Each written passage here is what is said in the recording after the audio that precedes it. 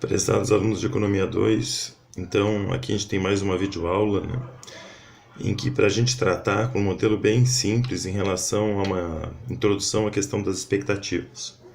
Então a gente está usando aqui o modelo da teia de aranha. Então o que a gente busca responder através da aplicação da teia de aranha é por que razão os preços podem estar sujeitos a flutuações econômicas periódicas em alguns mercados.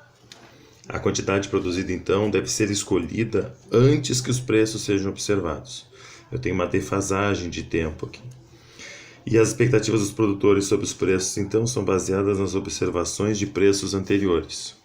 O Kaldor trabalhou nisso em 34, né? Então, vamos tentar, vamos começar a trabalhar em relação a isso, né? Então, o que a gente vai fazer? A quantidade ofertada no tempo, ela então vai ser função do preço defasado no tempo, ok? Então a quantidade de determinado produto em determinado mercado em um determinado instante t é a função do preço no período anterior. As expectativas dos produtores sobre os preços são baseadas nas observações de preços anteriores. Então vamos supor aqui, vamos começar no instante zero, ok? Então preço no período zero, digamos aqui que seja o preço inicial no período zero. Esse preço no período zero eu levo para o lado da produção, ou seja, a função oferta, e determino quanto que eu vou ofertar no período seguinte, ok? Em que 1. Quando essa produção chega no mercado, ela vai se deparar com a demanda do mercado consumidor, que a esta quantidade disponibilizada no mercado estará disposta a pagar o preço P1, ok? Esse preço P1, o produtor vai utilizar como referência para definir a produção para o período seguinte. Então eu levo esse preço P1 até a oferta, e a este preço os produtores estarão dispostos a colocar no mercado a quantidade Q2. Essa quantidade Q2, quando chega no mercado, eu levo esta quantidade até a demanda, e a demanda estará disposta a pagar o preço P2. Esse preço P2 vai definir quanto que será produzido no período seguinte, vou até a oferta, e em Q3 eu tenho a quantidade produzida. Quando essa quantidade chega no mercado, a demanda estará disposta a pagar P3. O P3 eu levo até a oferta para definir a quantidade que vai ser produzida em Q4. Em Q4, quando a produção chega até o mercado consumidor, a demanda estará disposta a pagar P4. Então percebam que eu vou ter uma dinâmica aqui de alterações do preço ao longo do tempo, afetada pela quantidade ofertada e demandada. Estão percebendo aqui que a dinâmica de preços converge para o equilíbrio. Eu tenho aqui um equilíbrio convergente para esta inclinação de curva oferta e esta inclinação de curva de demanda. Bom, agora vamos ver um outro exemplo. Vocês podem reparar que agora a função oferta deste mercado aqui, ela é mais elástica, a função demanda tem a mesma inclinação, e novamente nós estamos supondo o quê? Que a definição da quantidade produzida a cada instante do tempo neste mercado, ela é função do preço no período exatamente anterior. Estamos usando um pouco de expectativas aqui, ok? Bom, então comecemos da mesma forma, vamos supor que o preço no instante zero seja este aqui, P0. A esse P0, então, os produtores vão definir quanto que eles vão colocar no mercado. E eles vão colocar no mercado, leva esse preço até a oferta, eles colocarão no mercado essa quantidade no período seguinte. Essa quantidade no período seguinte, quando ela chega ao mercado, eu percebo quanto que a demanda está disposta a pagar, que vai ser exatamente o P1. O preço no período 1, então, vai influenciar a quantidade ofertada no período 2. Essa quantidade ofertada no período 2, eu vejo o que acontece com a demanda, quanto que a demanda está disposta a pagar, vai ser o Q2. Esse Q2 vai influenciar a oferta do período Q3 e novamente eu tenho uma situação de convergência, estou convergindo para o equilíbrio. Então eu tenho de novo um equilíbrio estável.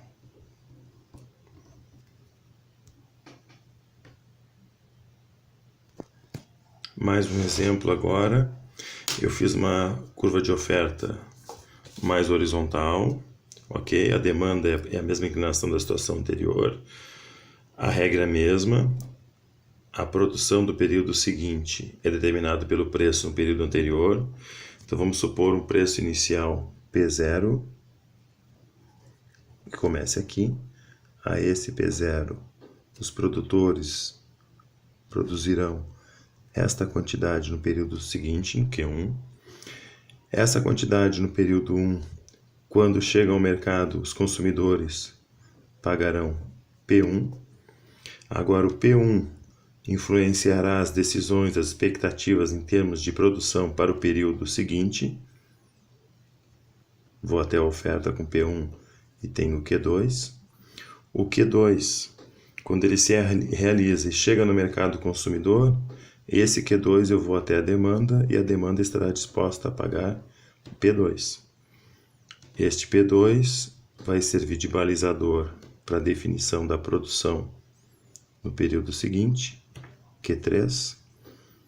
E esse Q3, quando se realiza, chega ao mercado, o mercado consumidor estará disposto a pagar P3. Então o que a gente percebe? A gente começou até próximo do equilíbrio e a dinâmica é que eu estou me afastando do equilíbrio ao longo do tempo. Ok? Eu tenho uma situação de equilíbrio divergente.